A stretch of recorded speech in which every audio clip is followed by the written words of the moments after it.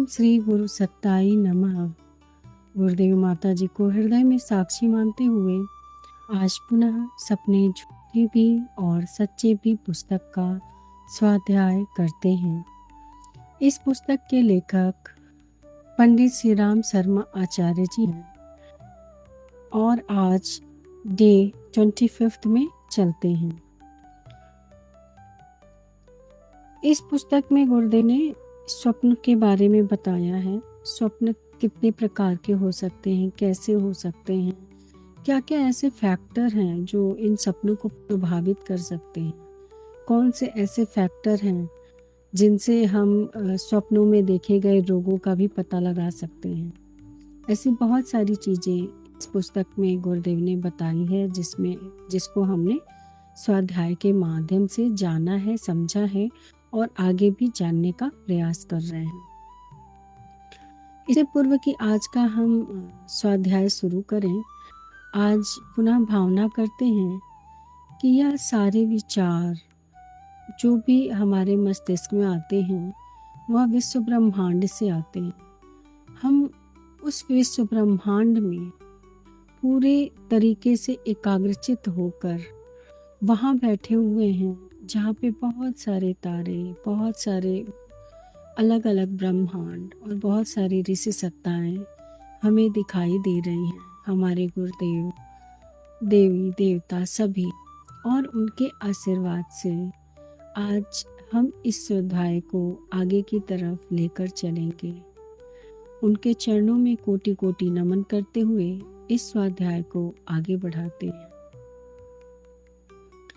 कल डे 24 में हमने पढ़ा था कि अमेरिका के प्रसिद्ध डॉक्टर आइस वुड ने बहुत ही लंबे समय तक बहुत सारे स्वप्न जो देखा करते थे और स्वप्न से जो पीड़ित थे उनकी चिकित्सा की थी। और फिर उनको अचानक ध्यान आया कि स्वप्न जो होता है एक विचार होता है, एक स्पंदन होता है जो मस्तिष्क में आते रहते हैं। तो क्या इन्हें टेप रिकॉर्डर की तरह रिकॉर्ड नहीं किया जा सकता? और इसके लिए उन्होंने एक यंत्र का आविष्कार किया जिसका नाम इलेक्ट्रोएन्सेफेलोग्राफ था। और उसमें जो है व्यक्ति के सोए हुए, जब व्यक्ति सो रहा होता है तो उसकी ध्वनि तरंगों की भांति रिकॉर्ड कर देता है और उसके बाद उस व्यक्ति के एक एक बात याद कर रहा होता है तो स्वप्न रेखाओं से और विस्तृत जानकारी प्राप्त की जा सकती है। ऐसा था। और हमने यह भी पढ़ा था कि जो स्वप्न होते हैं वो हम किस तरीके से दूसरों तक भी पहुंचा सकते हैं। हमारे जो स्वप्न है इस यंत्र के माध्यम से, उसमें आयु कुछ भी हो, वर्ग कुछ भी हो, किसी भी देश और जाति के लोगों, यह विश्लेषण जो है किसी पे भी किया जा सकता था। इसमें यह एक बात और पता चली कि स्वप्न एक जगत सत्ता है। स्वप्न की एक अलग ही जगत है, पूरा विश्व है, उसका पूरा एक विश्व ब्रह्मांड ही है स्वप्नों का कहा जाए तो, जिसमें जो है आत्मिक चेतना जो है और मानसिक चेतना का जो है, जो हमारे मस्तिष्क में विचार होते हैं, बाकी सारी चीज़ें होती हैं, उसका जो है हमारी आत्मिक चेतना में आंशिक या पूर्ण रूप से विलय हो जाता है। और जैसे लोग होते हैं वैसे ही स्वप्न आते हैं। जिन लोगों के पास विकार बहुत कम होते हैं, ईर्ष्या, क्रोध, काम, मद, मत्सर, इन सब चीज़ों का जो विकार कम होता है, उनके जो स्वप्न आते हैं वो भविष्य को दर्शाते हैं। और जिनके पास ऐसे विकार होते हैं और जो कि अच्छे भोजन नहीं करते, मांस मदिरा का सेवन करते हैं, उनके स्वप्नों में यह देखा गया कि मोस्टली जो सपने आते थे डरावने आया करते थे। आज आगे पढ़ते हैं। डॉक्टर केल्विन हॉल ने मैक्सिको, ऑस्ट्रेलिया, नाइजीरिया के लोगों के लगभग 30,000 स्वप्न एकत्रित किए और उनका विश्लेषण किया तो पाया कि स्वप्नों का लोगों के व्यक्तिगत चरित्र से घनिष्ठ संबंध है। जिनके आचार विचार अच्छे नहीं हैं, उन्हें 3 में से 2 स्वप्न भयानक देखने पड़ते हैं। जिन्हें रात में 7-7 स्वप्न आते हैं, वह भी ऐसे ही अस्थिर चित्त लोग होते हैं।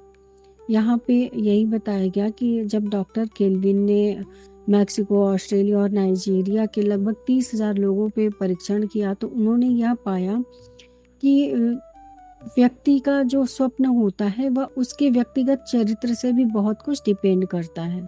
जिनके आचार विचार सही नहीं है, जिनका खान पान सही नहीं है, उनके जो है जो बहुत सारे स्वप्न देखते हैं तो मान लीजिए 10 में से 7 स्वप्न होते हैं, 8 स्वप्न जो होते हैं भयानक ही आते हैं और बुरे ही आते हैं। और जो लोग एक दिन में 7-7 स्वप्न देख लेते हैं एक रात में, तो वह ऐसा होता है कि उनका चित्त जो मन है वो स्थिर ही नहीं रहता है, न जागृत अवस्था में न सुषुप्तावस्था में।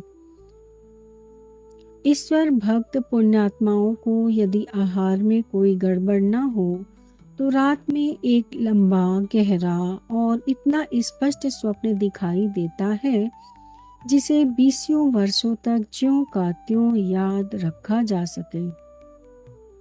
यहाँ पे ये भी बात बताई गई है कि जो लोग भक्त होते हैं, जिनकी आत्मा बिल्कुल पुण्य होती है, विशुद्ध होती है, जिनका भोजन जो है बिल्कुल सात्विक होता है, ऐसे लोगों को जो स्वप्न आते हैं ना उनको 20 साल तक याद हो सकते हैं, रह सकते हैं, क्योंकि उनको जो स्वप्न आते हैं वो बिल्कुल स्पष्ट आते हैं, भविष्य वाले भी आते हैं। इसलिए इन दृश्यों में सिनेमा के दृश्य से भी अधिक आनंद आता है। उन्हें स्वप्न में संगीत, नृत्य आदि भी देखने सुनने को मिलते हैं।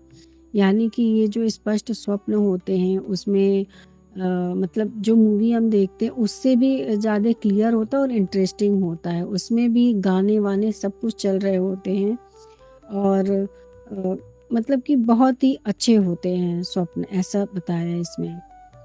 स्कॉटलैंड यार्ड पुलिस के अपराध विशेषज्ञों ने स्वप्नों को एक दूसरे ही रूप में लिया और किसी अर्थ में उसका भी अपना विशिष्ट महत्व यह सिद्ध हुआ कि जो चेहरे बाहर से बहुत सुंदर, आकर्षक, सभ्य और शिक्षित प्रतीत होते हैं, आवश्यक नहीं कि वे भीतर से भी वैसे ही हों।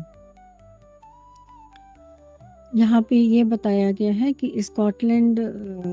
जो स्कॉटलैंड की पुलिस है वह वहाँ पे अपराध विशेषज्ञ भी होते हैं जो कि उनके स्वप्नों का भी निरीक्षण करते हैं। और जब उन्होंने निरीक्षण ये किया तो उन्होंने देखा कि जो बाहर से आवरण से दिखने वाले अच्छे दिखते हैं, बहुत ही सुंदर है, बहुत ही स्मार्ट है, बहुत ही हैंडसम है, लेकिन वह अंदर से भी उतने ही अच्छे और पवित्र मन वाले हों, अच्छे विचार वाले हों, ऐसा जरूरी नहीं है। लोग बाहर से कितनी ही बनावट क्यों न करें, यदि उनका अंतःकरण विकारग्रस्त और पापपूर्ण है तो उनके स्वप्न में उनका असर स्पष्ट पड़ेगा। एक और बात सामने आई, वह ये कि स्वप्न में पूर्व किए गए अपराध पानी की लहर की तरह बार बार टकराते हैं। इसलिए स्वप्नों को अंकित करने की पद्धति से अपराधियों की पकड़ का एक अच्छा क्रम चल पड़ा। आगे तो विज्ञान स्वप्नों द्वारा पूर्व जन्मों के कांड भी खोलने वाला है। अब इसमें जरा भी संदेह नहीं रह गया है।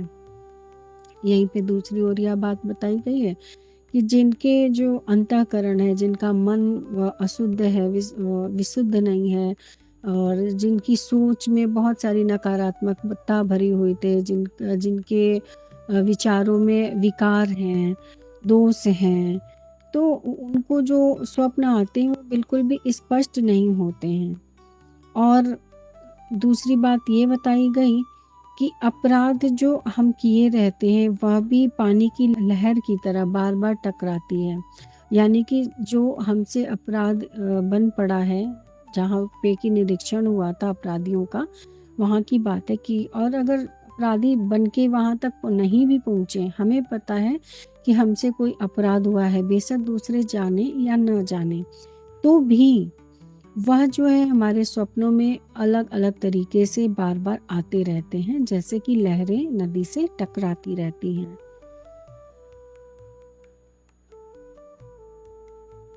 और आगे ये बताया गया है कि स्वप्नों द्वारा पूर्व जन्मों में ऐसा क्या-क्या आ सकता है, यह भी राज आगे हम पढ़ सकते हैं और पूर्व जन्मों के कांड भी खोलने वाला है, इसे हम आगे पढ़ेंगे, ठीक है? तो आज के लिए इतना ही। सभी को बहुत सारा प्रेम, बहुत सारा दुलार गुरुदेव माता जी का। और आज हमने जो पढ़ा वह भी हमारे मनोमस्तिष्क में अंकित होता चले, हृदय में समाहित होता चले। गुरुदेव द्वारा सिखाई हुई हर एक बात हम अच्छे से समझ पाएँ और अपने विचारों को शुद्ध बनाते हुए चलें। अपने विचारों को शुद्ध बनाने के लिए जो हमसे प्रयास हो सकता है वो हम करते चलें, जिसमें गायत्री मंत्र का जप बहुत ही लाभकारी होता है। इसे हमने खुद भी जीवन में अपना कर देखा है, आप भी कर सकते हैं। ओम भूर्भुवः स्वः तत्सवितुर्वरेण्यं भर्गो देवस्य धीमहि धियो यो नः प्रचोदयात्।